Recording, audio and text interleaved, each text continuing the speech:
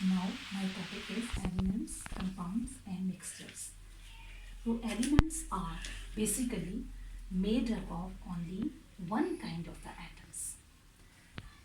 That is, if we take an example of iron, then iron is an element. Why? Because iron is made up of only iron atoms. Similarly, sulfur is also an element because it is made up of only sulfur atoms.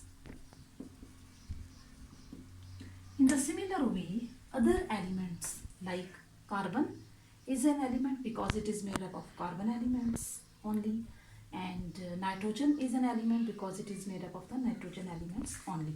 So I am sure that the concept of elements must be understood by you in a good way. Now mixture. When two or more elements combine in a way that no chemical reaction takes place between them is called a mixture. And the mixture can be easily separated from one another. I can give an example of daily life, from a daily life, that is salad. So salad is a mixture because when we prepare a salad, and we can easily separate the items or ingredients present in the salad. So it is a mixture.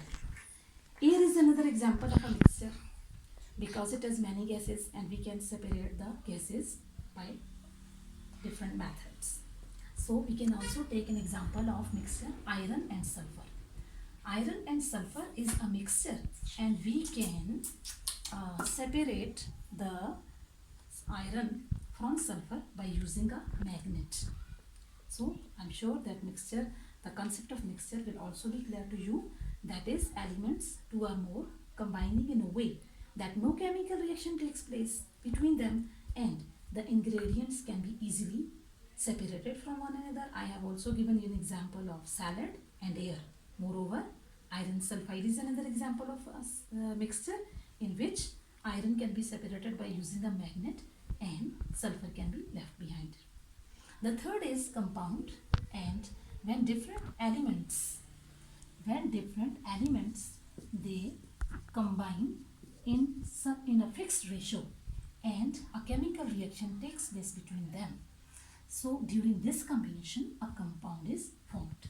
So we should keep it in mind that when chemical reaction takes place between them, the properties of the reactants, that is the substances which are taking place in a chemical reaction, are called reactants, and the products, the substances which are produced as a result of chemical reaction.